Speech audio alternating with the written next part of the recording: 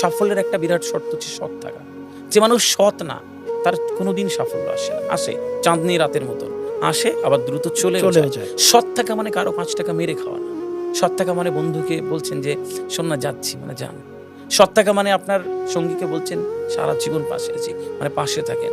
বাবাকে বলছেন বাবা চিন্তা করো না, আমি আছি তো, আমি ওখানে ঠিক পৌঁছে যাবো, মানে যাও।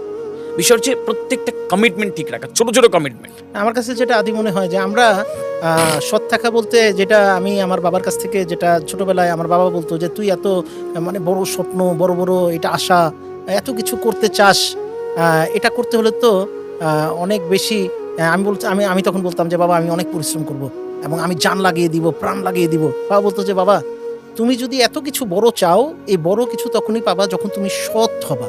তুমি যদি সৎ থাকবা, দেখবা যে অনেস্ট হবা, তোমার চাওয়ার সাথে অনেস্ট হবা, তাহলে তুমি পাবা। আমি তো 8-10টা মানুষের মতোই ভেবেছি যে কাউকে ঠকাবো না, কারো হক মারবো না, কাউকে জুলুম করবো না, তার মানে সৎ। দেখি এত স্ট্রাগল করি তারপরও সৎ হচ্ছি না। তখন বাবা বলেছিল অনেক বছর পর, আমি যখন বাবা হাসে, যে আমি তো বললাম বাবা তুমি তো বলেছিলে সৎ থাকলে অনেক কিছু হবে, বাট আমি তো এত সৎ, আমি কাউকে ঠকাই না, আমি কারো হক মারি না, আমি কাউকে কষ্ট দেই না, কারো কান্নার কারণ হই না, তাহলে আমার কেন হচ্ছে না বাবা? তো বাবা হাসছে এবং বাবা বলল সৎ মানে শুধু মানুষের সাথে না, সবচেয়ে বড় সৎ হচ্ছে নিজের সাথে। তুমি নিজের সাথে সৎ কিনা, তুমি নিজেকে সৎভাবে পরিচালিত করছো কিনা। সো এই আপনার এই কথাতেই আমার কাছে যেটা মনে হয়, সততার ইম্পর্টেন্টটা কিন্তু যেমনটা বাইরে সবার সাথে সৎ থাকতে হবে, এবং এর চেয়েও 100 গুণ 500 গুণ বেশি নিজের সাথে সৎ থাকতে হবে। আমরা তো নিজের সাথেই ঠকাই, আমরা নিজেকে ডুবাচ্ছি, ঠকাচ্ছি, বড় চিন্তা করতে পারি না, সবসময় না আঁকড়ে আছি, এটাও তো সৎ না। ঠিক না? নিজের সাথে অবিচার করছি। আমি বেশি রাত করে ঘুমালে, নিজের শরীরের প্রতি অযত্ন নিলে আমি দুর্বল হয়ে যাব, বাট আমি নিজেকে নিজে ডুবাচ্ছি।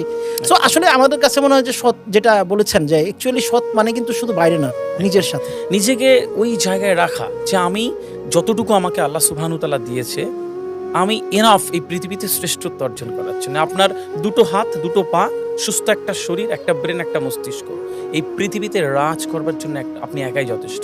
আমরা ওইটা করি না। একটা সুন্দর শের আছে হিন্দিতে, কি জিন্দেগি এক গজব কা খিলোনা হে, জিন্দেগি এক গজব কা খিলোনা হে, মিলে তো মিট্টি, না মিলে তো সোনা হে। বাহ বাহ বাহ। তো বিষয়টা আমাদের ক্ষেত্রে তাই, কি জীবনটা না আশ্চর্যের বিষয়, মানে যেটা মিলে যায় আমরা গুরুত্ব দিই না, মাটির মতন মনে হয়, আর যেটা মেলে না মনে করি সেটাই শোনা, ওটা খারাপও তো হতে পারে।